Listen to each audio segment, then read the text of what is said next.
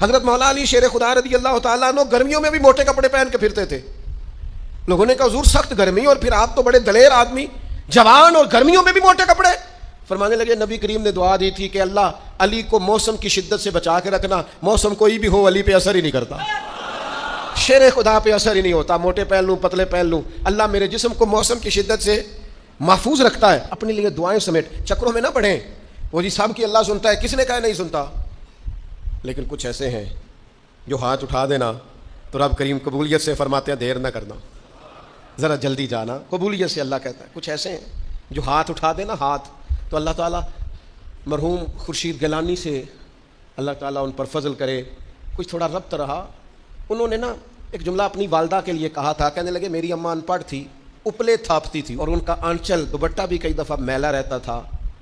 پر مرحوم گیلانی صاحب کہتے ہیں میری ماں کبھی میلا دوپٹہ بھی سامنے کر کے اللہ سے میرے لیے رحمت مانگتی تھی تو مجھے لگتا تھا مالک نے فضل فرما دیا. بھائی اپنے لیے رحمت اپنی والدہ سے, والد سے, بوڑھوں سے, بزرگوں سے دعائیں لیں. کچھ دعائیں ایسی ہوتی ہیں جو کرم کر دیتی ہیں, جو آسانی. اور ایک دوسرا پہلو بھی ہے, کبھی کسی بندے کو اتنا تنگ نہ کرنا کہ وہ اتنی تکلیف میں آئے کہ وہ خود تو کچھ نہیں کر سکتا, ماڑا ہے, لیکن پھر وہ رات کو اپنے رب کی بارگاہ میں بیٹھ کے کہے کہ تو حاکم و عادل ہے مگر تیرے جہاں میں ہے تلخ بہت بندہ مزدور کے اوقات. پھر ایسا نہ ہو غریب ہے, ماڑا ہے, خود تو کچھ نہیں کر سکا, پھر اللہ کی بارگاہ میں تیری شکایت کرے. ایسا نہ کرنا. میرے نبی پاک علیہ السلام کے درویش صحابی تھے حضرت سعید بن زید رضی اللہ تعالیٰ عنہ, فقیر فاقہ مست, حضرت عمر رضی اللہ تعالیٰ عنہ کے قریبیوں میں سے تھے. ایک عورت نے الزام لگا دیا زمین کے قبضے کا. میں کیسے آپ سے کہوں کہ جب لوگ کسی ایسے شخص پر جس نے زندگی ساری دیانتداری سے گزاری ہو, لوگ الزام لگاتے ہیں نا, تو یہ بھی نہیں سوچتے ہم بات کس کے بارے میں کر رہے ہیں, کھلی ہوئی زبان ہوتی ہے, جو مرضی کہہ دیتے ہیں. حضرت سعید بن زید پر الزام لگا دیا, اتنا بڑا آدمی محبوب کا صحابی, اور عورت نے الزام لگا دیا.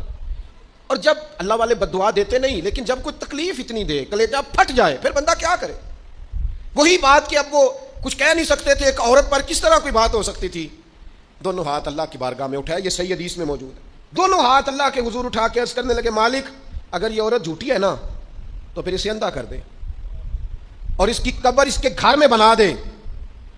صحابہ فرماتے ہیں کہ حضرت سعید ابن زید کا تو وصال ہو گیا, زمانہ گزر گیا, لیکن ہم نے پھر اس بی بی کو اندھا ہوتے دیکھا ہے. پھر اس کے گھر میں کنواں تھا اور ہم نے اسے اپنے ہی گھر کے کنویں میں گر کے مرتے ہوئے بھی دیکھا ہے.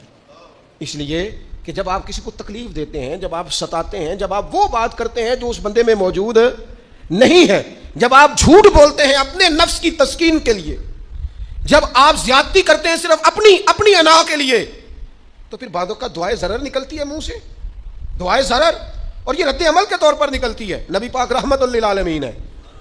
لیکن جب حضور گزرے نا ایک دن طواف بیت اللہ شریف کر کے, تو کفار نے پھبتیاں کسیں, بار بار بلا بھلا کا. ایک طواف بھی حضور نے کر لیا, دوسرا بھی کر لیا, تیسرا بھی, اور پھر انہیں اوجڑیاں ڈالی, کئی تکلیفیں دی. تو اس وقت حضور نے پھر دعا کی تھی اے اللہ گن لے ان لوگوں کو, گن مالک ان بندوں کو, یہ اتنی تکلیف دیتے ہیں. حضرت صدیق اکبر فرماتے ہیں وہ جن کے لیے محبوب نے اس دن دعا کی تھی وہ چن چن کے بدر میں قتل ہوئے, سارے گن گن کے وہ لوگ قتل ہوئے. کیوں ہم کسی کو اتنا ستائیں کہ اس کے منہ سے پھر ایسے جملے نکلیں جو ہم سے سنبھالے نہ جا سکیں. حضرت سعد بن ابی وقاص, بخاری مسلم دونوں میں حدیث, حضرت عمر نے انہیں کوفے کا گورنر بنایا تھا, حاکم بنایا تھا. کچھ لوگ حسد کی وجہ سے نیک لوگوں پر تنقید کرتے ہیں, اپنے ذاتی حسد کی وجہ سے اللہ کے بندوں کو ستاتے ہیں, پھبتیاں کستے ہیں, زبانیں کھولتے ہیں. اور آپ فرماتے ہیں جس نے میرے ولی سے دشمنی کی میرا اعلان جنگ ہے. حضرت فاروق اعظم رضی اللہ تعالیٰ عنہ نے حضرت سعد بن ابی وقاص کو حاکم بنایا کوفے کا. تو کچھ لوگوں نے شکایتیں کی, تو حضرت عمر نے کہا جاؤ پتہ کرو جا کے معلومات کی. تو ہر بندہ کہنے لگا اتنا اعلیٰ تو بندہ ہو ہی نہیں سکتا جتنے حضرت سعد بن ابی وقاص ہے. ایک بندہ کھڑا ہوا, صرف ایک. وہ کہنے لگا نہ تو یہ جہاد میں جاتے ہیں, نہ مال غنیمت صحیح تقسیم کرتے ہیں, نہ یہ عدل و انصاف کرتے ہیں. 3 شکایتیں اس نے لگائیں. حضرت سعد بن ابی وقاص چونکہ زندگی ساری محنت کی تھی, جہاد کیا تھا, ساری زندگی انصاف میں گزاری تھی, دل ٹوٹ گیا. اللہ کی بارگاہ میں عرض کرنے لگے مالک اگر یہ ریاکاری کے لیے کہہ رہا ہے نا, یہ باتیں جھوٹ بول رہا ہے, تو پھر اس نے 3 الزام لگائے ہیں, تو میں 3 دعائیں کرتا ہوں اس بندے کی عمر لمبی کر دے, اس کا فاقہ بڑھا دے. اور اسے فتنوں میں مبتلا کرنا میرے مالک. یہ دعا نکلی حضرت سعد بن ابی وقاص کی زبان سے. صحابہ اور تابعین فرماتے ہیں وہ بندہ اتنا بوڑھا ہو گیا. حضرت سعد بن ابی وقاص تو وصال کر گئے, بڑی شان سے دنیا سے گئے, لیکن وہ اتنا بوڑھا ہو گیا کہ اس کی بھویں جھک گئی تھیں, اور فاقے کا یہ عالم تھا کہ فاقہ ختم ہی نہیں ہوتا تھا, اور فتنوں کا یہ حال تھا کہ بڑھاپے میں بھی معاذ اللہ چوکوں میں کھڑی عورتوں کو چھیڑ دیتا تھا, اور لوگ جوتے مارتے, تکلیف دیتے, باز کیوں نہیں آتا, تجھے شرم کیوں نہیں آتی؟ تو کہتا تھا لوگوں میں کیا کروں, مجھے حضرت سعد بن ابی وقاص کی بد دعا لگ گئی, میں نے ان کو ستایا, دل توڑا, اذیت دی, کیوں ہم اس طرح کے لفظ کہیں؟